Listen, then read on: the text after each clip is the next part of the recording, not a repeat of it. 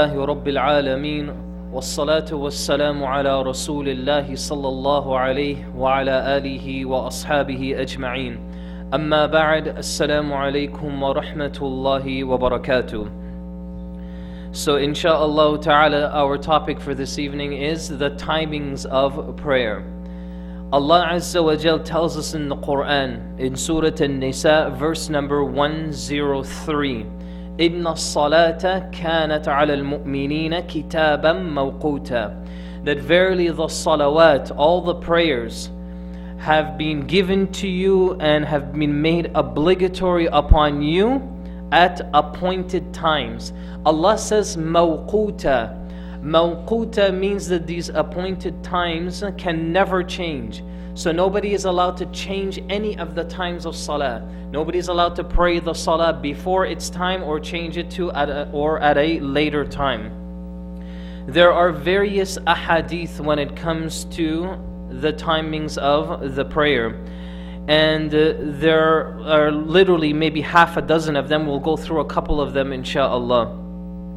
One of the most important hadith that narrates this to us, that is found in Sahih Muslim, is narrated on the authority of the Sahaba Abu Musa radiyallahu anh, that his father mentions that a person came to the Prophet sallallahu alaihi wasallam asking him about the times of prayer. So this man, he comes up to the Prophet sallallahu alaihi wasallam and asks him about what are the timings of prayer. So the Prophet sallallahu alaihi wasallam doesn't reply to him, doesn't say anything to him. And the wisdom behind this is that he wants the man to actually witness and see and experience what the timings of prayers are. He doesn't just simply want to just explain it to him and that's it, but he really wants to make tatbiq, he wants him to see a practical example of how this is done. So the Prophet ﷺ invited him to come and see how the prayers are performed and the timings of them. And then the Prophet ﷺ started off with the Fajr prayer. And it mentions here that he prayed the Fajr prayer when it was daybreak. The people could hardly recognize one another. So the Fajr salah that the Prophet ﷺ prayed here at this particular point, he prayed it and he finished it, and when he finished the prayer, the people that were there, they could hardly recognize one another. What that means is that this is how dark, if you'd like, the sky or the horizon was. So the sun wasn't even beginning to come out. It wasn't even beginning to set above the horizon area. Then the Dhuhr prayer was pronounced when the sun had passed the horizon or the meridian. So basically the sun reached its brightest point during the day. He then ordered for the Asr prayer to be pronounced. And when the Asr prayer happened, the sun was high, meaning high in temperature, meaning the hottest time of the day. He then ordered for the Maghrib prayer to take place. And the Maghrib prayer happened and was pronounced when the sun would set. And then he ordered that the Isha prayer be performed. And this happened when the twilight had disappeared in the sky. In other words, there was no indication of any brightness or any sunlight in the sky. The sky was completely dark and completely black. This happened now in the first day. The second day, so one day he goes through all the salawat at these timings. Then the following day, the Prophet ﷺ delays the Fajr. The following day he delays the Fajr, so much so that after the prayer, a person would say that the sun had risen or it was about to rise. So in other words, all of these Sahabas, they prayed together, and when they finished on the second day they prayed Fajr, they looked at one another and they said, the sun is about to come up right now. In other words, they could see that brink of shiningness in the horizon that the sun was about to rise. Then the Dhuhr time came, and the Dhuhr time was delayed until it was almost time for the Asr prayer. And we'll talk about this shortly, of the key elements to look for. Then the Asr time was prayed, and it remained the same as the day before. The Asr time remained the same as the day prior to that. But however, there was one slight element that was different. There was sort of a reddish color that was appearing within the horizon the second day that they prayed the Asr. So even though it was similar to the day before, there was still a lateness to it. It was delayed at some point. Then it came to the Maghrib, and he delayed the Maghrib prayer until the twilight was about to disappear. Remember that the first one here, it mentions that it had completely disappeared. But this one, it was still at the beginning stages. And then when it came to the Isha prayer, he delayed it until the 1/3 of the night. In other words, in that middle part during the night. And then he called this man, and he told the man that وَقْتُ الصَّلَاةِ بَيْنَ هَذَيْنِ, that the timings for prayer is between these two. What does all of this mean? This is what we'll look at shortly, inshaAllah. Another hadith that is narrated in the Sunan of At-Tirmidhi, an authentic hadith, is the hadith of Ibn Abbas radiyallahu anhuma. He mentions that the Prophet ﷺ used to tell them that Jibreel led in prayer in front of the Kaaba twice. So the Jibreel alayhi salam was the Imam, and he led the Prophet ﷺ in prayer twice in front of the Kaaba. He started off with Salatul Dhuhr. And on the first day, he prayed Salatul Dhuhr just after the noon hour. Just after the noon hour. So it's very similar to the other one, where basically the sun reached its brightest point during the day. Now look what happens next. And Asr, when the shadow was equal to its object. So you have an object, the shadow of that object is the equal length of that object. So this is when he prayed Asr. Then when it came to Maghrib, it was after sunset, when the fasting person breaks his fast, which is what we're normally accustomed to. Then it came to the Isha, and it was prayed when the twilight disappeared, and Fajr at the break of dawn, when food was prohibited for the fasting person. So far in this narration, the timings are very similar to what we're used to, okay? So even when the fasting person finishes their suhoor in the morning, the clouds and the sky outside is still completely dark. There's still a complete darkness to it. The second day now, this narration, Jibreel alayhi salam came back and he led the Prophet ﷺ in prayer. Now look what happens here. He starts off again with the Dhuhr prayer, and he prayed the Dhuhr prayer, and on the second day, the shadow was almost equal to the object. So clearly what happened here now is Dhuhr got delayed. Just a bit more to the point where before it was the ending period of Dhuhr. Now it ended up being the beginning time of Dhuhr, where it was equal to the object's length. Then when it came to the Asr on the second day, the shadow of an object was twice its size. So remember, the first one was just one size bigger. Now it became twice the size. Now just keep in mind of this part of the hadith, because this is where Imam Abu Hanifa, rahimahullah, this is where his evidence comes from. When it came to the Maghrib was prayed at the same time as the previous day, sunset. And then Isha was prayed after 1/3 of the night had passed, and Fajr was prayed when the earth began brightening. And Jibreel says to the Prophet ﷺ, this is the time for the salah.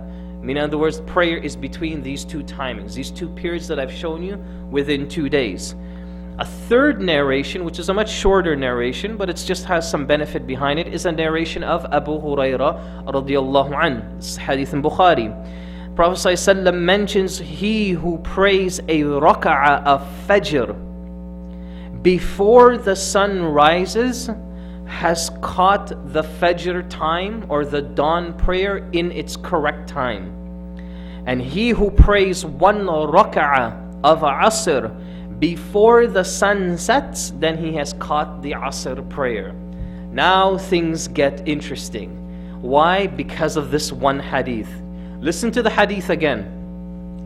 If you catch a Fajr prayer before the sun rises, then you've caught Fajr. And if you pray Asr prayer before the sun sets, then you've caught your Asr. The question here now that scholars they ask is, what did the Prophet ﷺ mean when he said you caught the prayer? Meaning, did you catch the prayer and you get all the reward? Or you caught the prayer within its time limit? And where does that leave you in terms of the reward? Do you get a portion of the reward? Do you get the complete reward? Is it a portion of the reward for just doing the act of worship? Or is it a complete reward with the act of worship and it being on time? This is where scholars have gotten a very complicated understanding with this particular issue. Moving forward, let's take a look at the Fajr salah just a bit closer. When it comes to the Fajr prayer, as you all know, there is this controversy. And I mean, I guess maybe the controversy is not really the right word, but there's a bit of a confusion amongst a lot of the Muslims of exactly when this true Fajr is all about. Now, the first hint when it comes to the Fajr Salah, the first hint, if you'd like, is that there is a vertical ray or a glow of light in the horizon. This is the first hint that you see Fajr. That you start to see sort of a flat vertical light, just something beaming within the horizon. This is what the ulama call al-Fajr al-Kadhib. This is the false Fajr. This is the false Fajr. However, this glow will begin to spread. So literally when you're standing in the morning and you look out into the horizon where the sun is rising, how do you know or you can tell the difference between that false Fajr to what's going to happen next? Is literally when you look, it's just the slightest brink of light that's coming out of the horizon. This is not the true Fajr that we're talking about. The true Fajr, it continues, that you will see a horizontal string in the horizon. So you'll see this horizontal string in the horizon. In other words, it's going to be clear, it's going to be distinct, that the color of the sky has now changed its color. It's no longer complete blackness anymore. This is when you know you've reached the correct Fajr or the true Fajr or the true dawn. It also looks like, as according to Ibn Rushd in his book Al-Bidayatul Mujtahid, that he mentions that there also is a narrow splinter until it becomes horizontal. The point is that there is a clear evidence. There's a clear evidence within the horizon that this is a change within the color of the sky. This is when the true Fajr starts. Now here's the question. When do you pray your salah? Do you start off the salah when you see that brink of light? Or do you wait until you see that spear of light in the horizon? This is where the confusion happens. And it all goes back to the verse in Surah Al-Baqarah that majority of ulama, they've discussed this particular ayah. حتى يتبين لكم الخيط الأبيض من الخيط الأسود. خيط الأبيض and khaytul aswad min al-fajr. So there's a couple of things. The string, khaytul abyad, the string that is white, as opposed to the black string in the horizon during Fajr. What exactly is this? This is where some scholars they differ. Majority of the madhahib say that the true dawn or the true Fajr is the ladder that we mentioned, where you see that brink of light and it makes a clear indication in the sky that it's no longer dark, the color has changed. Do you see that brightness that's starting to rise? This is when you know Salatul Fajr has now begun. This is why when you go back to that narration of Abu Musa and Ibn Abbas, it mentions there that on the second day the Prophet ﷺ, he praised the Fajr, but the companions, they could look at each other and they could recognize one another. And they would say to each other, the sun is about to come up at any moment now. At any moment the sun is going to be clear and visible to them. Now this is where the issue is. Also there's a third evidence for this, and it goes back to the same narration with Jibreel alayhi salam. Because a lot of people, they'll ask, well, how do we know all of this info? How do we know all of this? When Jibreel alayhi salam came to the Prophet ﷺ during the early stages of his prophethood, he led him in prayer in Mecca in front of the Kaaba, as we mentioned, and he went through all the prayers. Then on the second day he comes back.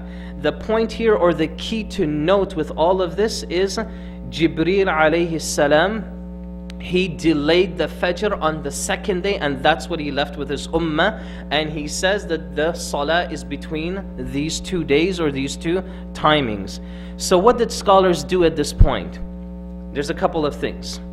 They've basically come up with a general consensus or ijma' of how the Fajr should be prayed and looked at. When it comes to the Fajr, the time of this starts with the second Fajr, or the true dawn, and lasts until the actual sunrise begins. Until the actual sunrise begins. And this is an ijma' on this particular issue.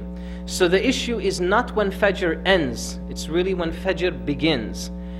I have an article about this that I put together, which is about 5 pages almost, that I have on my Facebook. So if you want to look at it just in a bit more detail of just some of the degrees of the sun and how it rises in the morning and how that affects during our timings and calculating when our fast begins and ends and so on, you can refer to that article as well.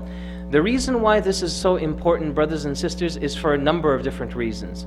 Number one, you ever find that you'll start Salatul Fajr or any prayer, you'll start your prayer at, let's say, 5:30, but another masjid will start it at 5:35.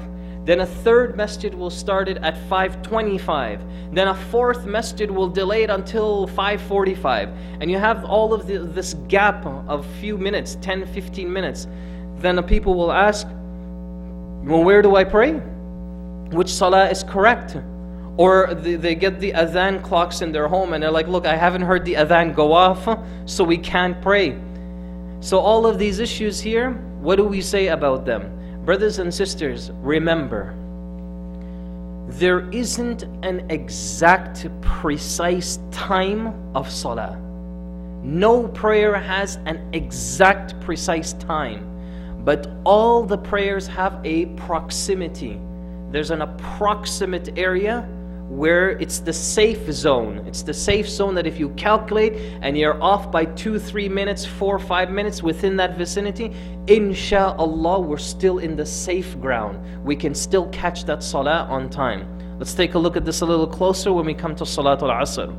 So we come to Salatul Dhuhr. Dhuhr time, bil ijma' now, how did they come up with this? The Dhuhr time starts upon the moving of the sun. This is what we call the zenith of the sun. So that when it reaches that middle part of the horizon at its brightest moment, what does that mean? It means that you literally can't look at the sun. It's too bright. It's literally right in front of your face. So it happens there where the sun rises until the length of a shadow of an object is similar to its height, according to the majority of ulama. So you take like a can of pop, or like a Coke or a Pepsi can, and just put it out there around 12:30. And what should happen is, you should see a similar length of shadow with that Pepsi can. It should be somewhat similar in terms of its size. If it's a few inches off, it's not a big deal. Then it continues that the Dhuhr time continues while until the shadow is equal or 2 times the object, according to Imam Abu Hanifa. So Imam Abu Hanifa says the Dhuhr time ends when the shadow of this Pepsi can basically is double its length. It's double its length. Now the question here is, why did Imam Abu Hanifa say this? Because you have the 3 madhahib that said otherwise. It's equal, when it's equal to one length, one shadow length, this is when the Dhuhr time begins, and this is when it should, and it ends when the double length begins. But Imam Abu Hanifa says it ends when the double length of the shadow also ends. Okay, we'll talk about that when we get to the Asr in just a moment. But all of this goes back to this whole narration of Jibreel alayhi salam. Jibreel alayhi salam, when he came and he did this, and he prayed with the Prophet ﷺ, the second day, the shadow of the Prophet ﷺ or objects for Salatul Asr was double its length. This is what brings us now to the Asr discussion. Asr, because of this issue of one length of of an object as opposed to a double shadow length, scholars have divided the Asr time into two categories.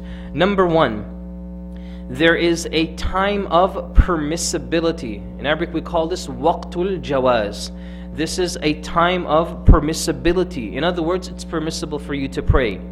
The time starts when the shadow of an object is similar to its height until the sky turns orange or reddish. So this object here, the shadow, it's similar to its length until the sky becomes orange or reddish. This is the opinion of the majority of scholars, Imam Malik, Imam Shafi, and Imam Ahmad. This is their three opinions. However, as far as Abu Hanifa and a couple of his students as well, they mentioned that the Hanafi opinion is that the time starts when the shadow of an object is twice the height of the object until the sky turns reddish or purplish. So everybody see what happened here? Imam Abu Hanifa, Asr time starts when that object has a double length shadow. All the rest of the madhahib, no, when that object has a single length shadow. Why? Goes back to the same hadith of Jibreel. The question is, why did Imam Abu Hanifa rahimahullah choose this part of the hadith and did not accept the rest? This is where scholars have a difference of opinion regarding.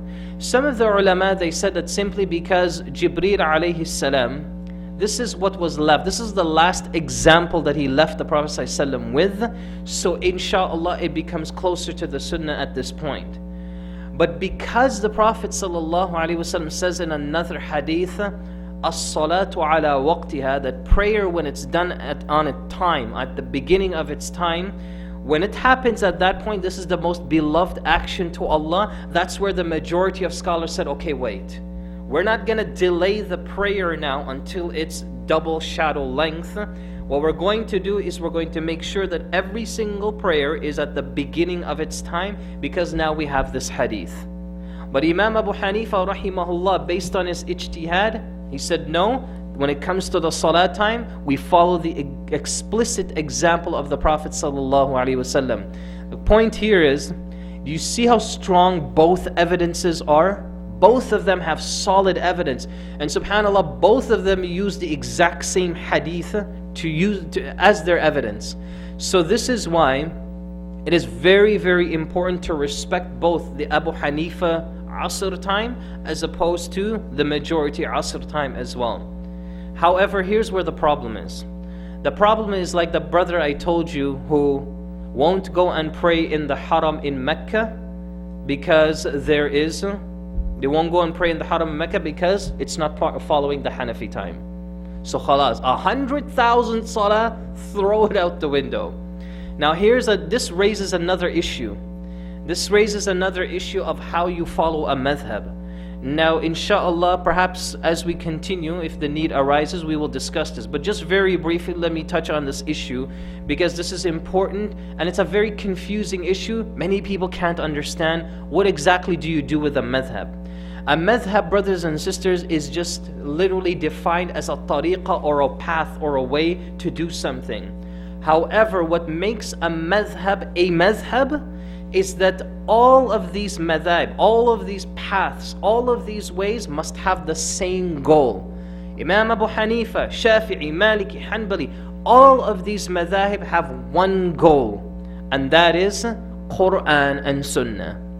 This is why scholars don't have an issue which madhab you choose, because all of them have the same criteria, is to reach one goal.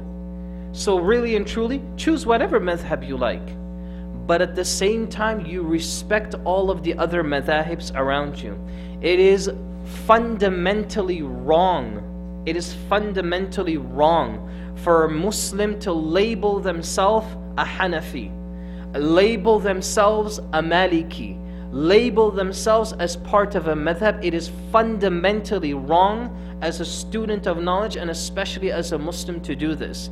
Because what that does is that causes you to become focused and immersed and dedicated and at some point even addicted to just that one madhab. This is why during the 1940s in Mecca, in the Haram, they used to have 4 different musallas in the Kaaba, at the Kaaba itself. They had the Hanafi musalla, Maliki musalla, Shafi'i, and the rest. All of them, there's 4 different spots where 4 jama'ah would happen at the exact same time. But eventually when Shaykh al-Amin al-Shanqiti rahimahullah came in and introduced that we should all follow one madhab, all of this was destroyed, and this is why we only have one musalla now, or one prayer area in Mecca. So the point is, brothers and sisters, this is the first issue, is to how to respect and how do you follow a madhab. You have the same goal at the end. The second point to keep in mind whenever you look at a madhab is to remember that each madhab, and in that book, the Prophet's Prayer described by Shaykh al-Albani, he designates an entire section of his book of why each madhab have claimed the statement, whatever is against Quran and Sunnah, don't follow it. But if you find a hadith or an ayah that is contrary to what I'm saying, then follow that hadith and or follow that ayah, don't follow what I am. Because why? That's my goal at the end. What does that tell us? That tells us that clearly these 4 giants, these 4 men, all of them just had the same goal. And they just wanted to achieve the same thing. And if you have that in your intention, that you just want to achieve following Allah and His Messenger, then if you happen to be in Mecca and they don't observe the Hanafi time, it should be absolutely irrelevant. Absolutely irrelevant. In other words, you respect it and inshallah you go with the timing that is prayed in Mecca. Because you know what this also raises is a third issue. If you believe that the Asr time should be at this particular time, what's gonna happen? What are you saying about the hundreds of thousands of people that are praying in the Haram in Mecca now? What are you saying about their prayer? Are you saying that all of their prayer is invalid? Are you saying that the thawab or the reward for them praying on time now is lost? So all of this, it raises a lot of complicated issues. So when you choose a madhab, and inshallah, I encourage somebody to study a madhab. I encourage a student of knowledge to choose a madhab and study it, because it's the only way that you can excel. I personally have chosen, just because it was easy access, I guess, is when I was in Medina, I chose to study the Shafi'i madhab. And simply because the Shafi'i madhab is one of the predominant madhab that is followed here in the West. And secondly, because I just had a teacher that was easily accessible to me, that could teach me all the fiqh and the rulings of the Shafi'i madhab. So that's what I studied. But unless I utter that, no one will know. Why? Because our shaykh and all the shuyukh, and even when you look into these madhab, they show the utmost amount of respect and honor for the other opinions as well. So this is the time of permissibility, or the time of waqtul jawaz, the time of permissibility when it is to pray. So this is the Hanafi opinion. There's the second type. So remember we said that there are 2 applicable times for Asr. There's the time of permissibility, then the second one is the time of necessity to pray. And this is the time when the sky, it starts to turn like a orange and reddish color. Here it's necessary for you to pray, because if you don't pray at this time, then you're going to lose the salah time itself. Why is this important? It's important when you're at work. You can't pray salah at the beginning of its time, then at least you know what gap that it's necessary for you to make sure that you pray. A lot of people, they ask this question, you know, Brother Musleh, salah time is at 3:30, but I don't get a break until 3:50. I don't get a break until then. Literally 20 minutes later is when I get a break, and that's when I can pray. So the question here is, this person will ask, will I get the reward of praying salah on time, or do I get, am I counted as the one who prays salah late? What is the answer now? We know that as long as they catch it within that time frame of necessity, according to the majority here, then they have caught the salah on time. However, it gets one step further than that. Now listen to this. There are 4 levels when it comes to the reward or sin in prayer times. There are 4 levels when it comes to how much you're rewarded for your prayer or how much you are sinned for praying late. So number 1, pray as soon as the time of prayer starts. This is the most rewarding time to pray. In other words, as-salatu ala waqtiha, prayer at the beginning of that prayer time. This is where most of the reward is there. This is the highest category. This is the strongest level. Here's category number 2. Praying within the time of permissibility. In other words, it's permissible for you to pray 20 minutes after the salah time has entered, and you do not get punished for this. However, do you get the complete reward in terms of praying on time? The answer is no. So this person who prays 20 minutes after the salah because that's when they got their break time, what happens to this person? They get rewarded for praying within the necessity time of prayer, which is technically on time, but they don't get the highest level of reward, which is to pray at the beginning of the prayer time. Here's the 3rd level. The 3rd level is praying in the time of necessity. This here, praying in the time of necessity, is sinful unless a person has a valid reason, which of course is like work. So for example, suppose Asr or Maghrib time. Suppose Maghrib time starts at 6 o'clock. But you decide that for absolutely no reason you're going to delay it 15 minutes later or 20 minutes later. Or you have Salatul Isha that happens at 8 o'clock. And for no reason you decide that you want to pray at 10 o'clock. This here is where the 3rd category falls in. Unless there's a valid reason, a person is sinful for doing this and they get the result, or they are counted as the one who prays late. However, is their salah accepted and complete? Absolutely. The 4th category is the most extreme.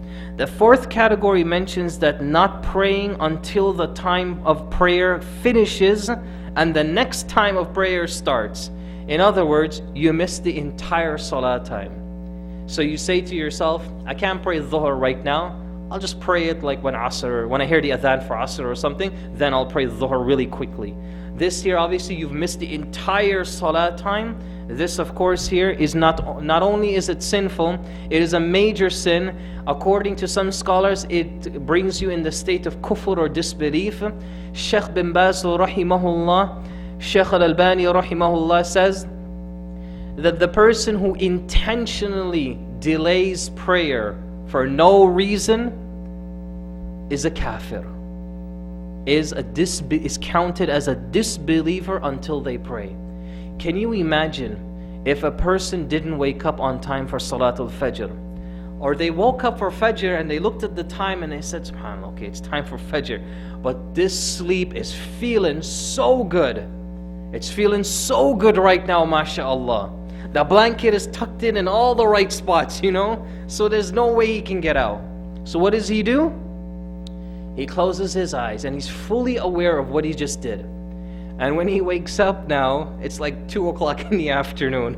Miskeen, right? What happens here?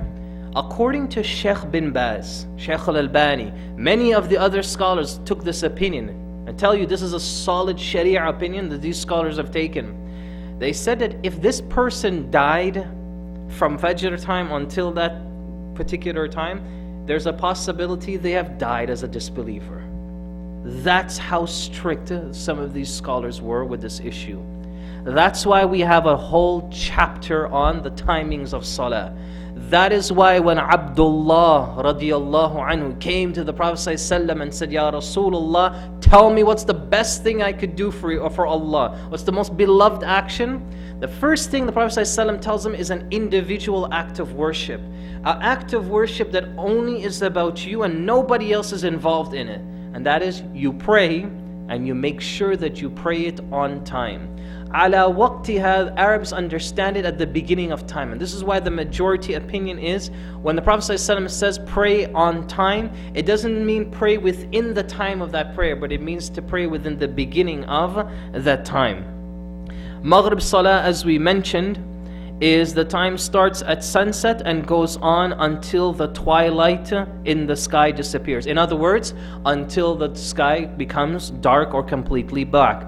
Majority of the ulama are of the opinion that the twilight is the redness, while the Hanafi state that it is the whiteness. So it's just a slight discoloration, if you'd like.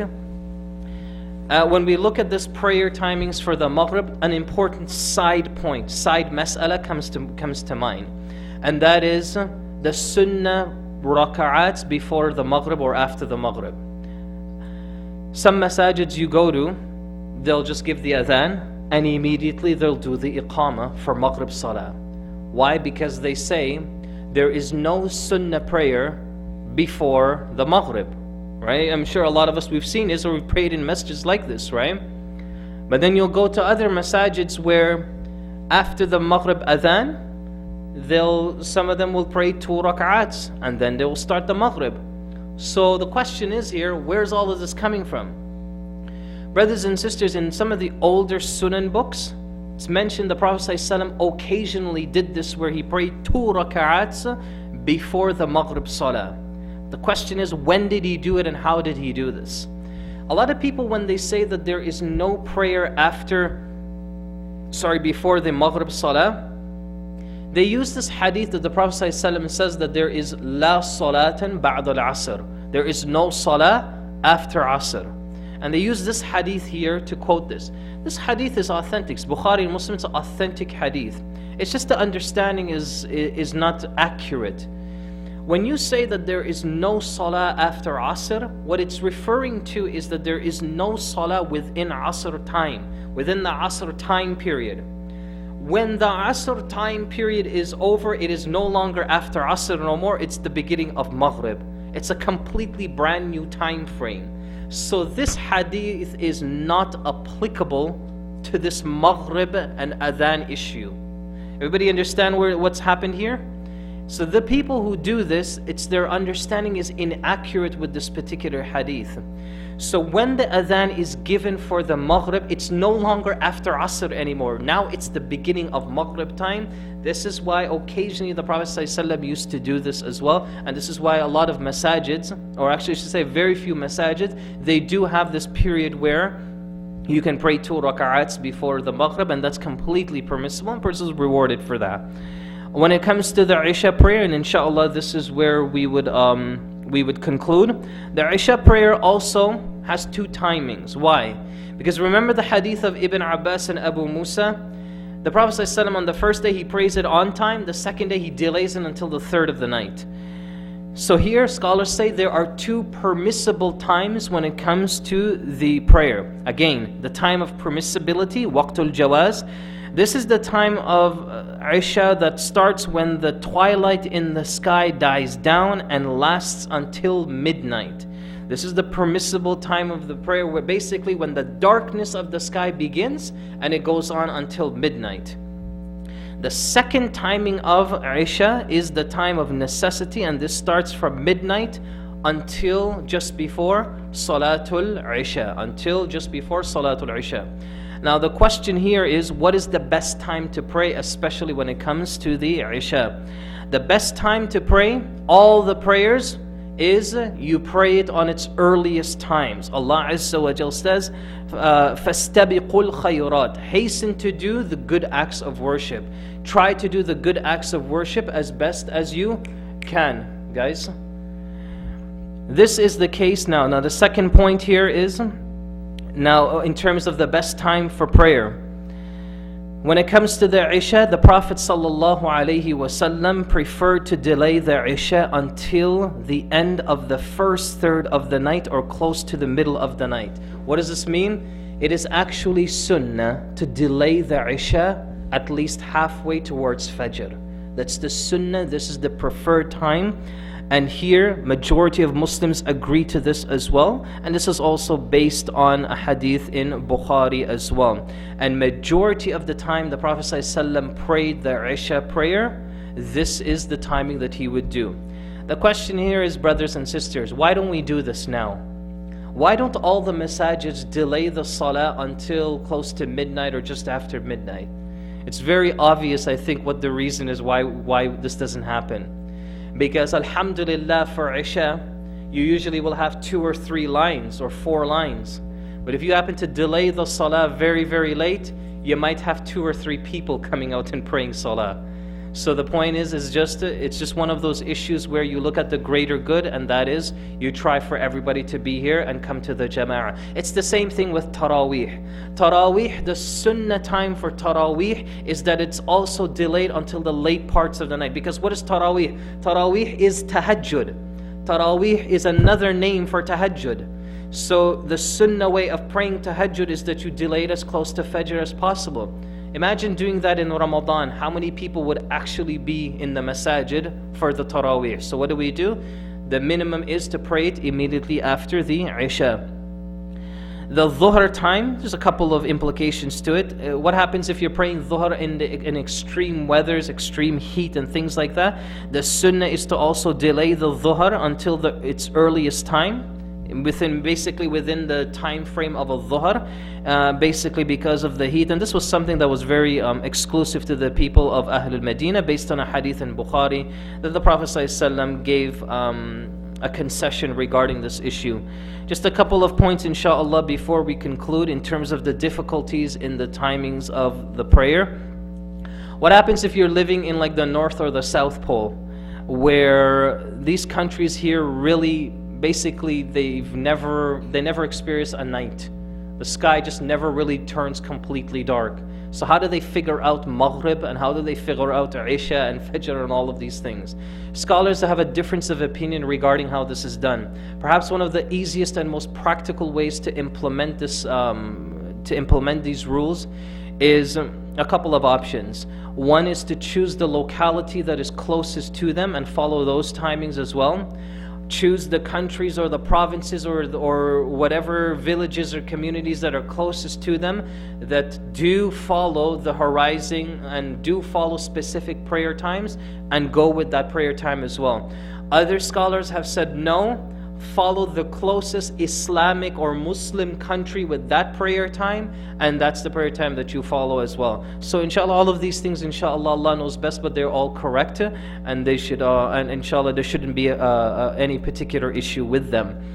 Why, in terms of, okay, we mentioned this already. We talked about in terms of a person delaying their prayer because of work or other necessities like this. We mentioned that it's the permissibility of this is there. However, there's still a karaha or a dislikeness to this, because why? The perfection of the sunnah is to pray your prayer on time. I want to conclude, brothers and sisters, by saying to all of us here, including myself, a person who does not pray on time and who doesn't discipline themselves to pray on time is a person that will be very lazy with any punctuality in anything that they do in their life. I can guarantee you, insha'Allah, that a person who is careless with salah times can be very careless with other responsibilities that they do. Unless, unfortunately, I mean, I hate to say this, but unless, unfortunately, they get paid for it, or they have to be there at a certain time, or there's something in it for them. Other than that, it is very, very difficult for a person to discipline themselves when it comes to time management.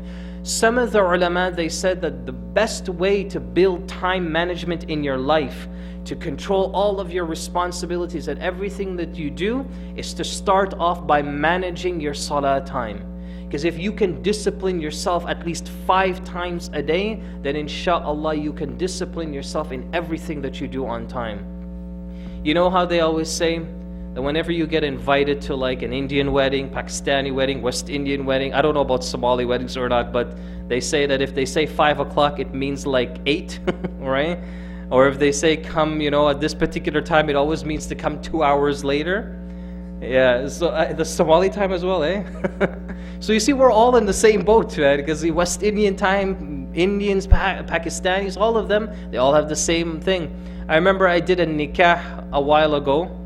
The brother said to me to come to the masjid at 8 o'clock. I got there at 8 o'clock. I was the only person sitting in this masjid, okay? Eventually, one brother walks in and I said, I'm here to perform the nikah. And they said, well, you're early. And I said, I was told to become at 8 o'clock. Yeah, he says, brother, you know, when we say 8 o'clock, it usually means around 11. So what did I end up doing? I ended up leaving. I went home. And then I came back and performed the nikah. And I kid you not, subhanallah, 11 o'clock, people are walking in this masjid. And that's when I end up performing the nikah. Brothers and sisters, respect time and others will respect you. Tell me if you don't notice it. And every time you meet somebody who is punctual and respects time, don't you respect them? Don't you admire that quality in them? Don't you see that, mashallah, this person is responsible? That's a person you would trust. That's a person you would ask to do things. That's a person you would always depend on. Why? It's because they're simply on time. Imagine if you put that discipline with your appointment with Allah 5 times a day. Imagine that we have the discipline to be at work on time every single day, school on time every single day. But our appointment with Allah, at times, for some of us, may be very careless. So think about where your priorities are. And this is an advice, wallahi, it is even to myself. To think about where our priorities are and try our very, very best, insha'Allah ta'ala, to preserve the awqat as-salah, the prayer times. May Allah Azza wa Jal keep us firm in our prayers. And may Allah subhanahu wa ta'ala keep us dedicated and sincere in our salawat. Insha'Allah ta'ala, next week, we will start to discuss the nitty-gritty of salah, which is the first, inshallah, and this is where it really follows the book, Shaykh al-Albani's book, very nicely, which we're going to start talking about the arkan and the pillars of the prayer itself. When I say the nitty-gritty, this is the crux of the salah now. These are the actual movements and things that we do when it comes to the prayer. That is going to be a very, very long series, because there's about almost 19 of them that we will go through, and that's just the arkan alone. And then we will go through the sunan acts, and then we will go through the wajibat acts, and then we will go through the mustahab issues. And inshallah, you know, we want to make this discussion as long as possible, because at the end of the day, it's all for us to perfect our grooves that we have on those keys to paradise, insha'Allah ta'ala. May Allah Azza wa Jal reward us all for being here. And insha'Allah on Sunday we will continue. Wa akhiru da'wana anil hamdulillahi rabbil alameen. Wassalamu alaikum wa rahmatullahi wa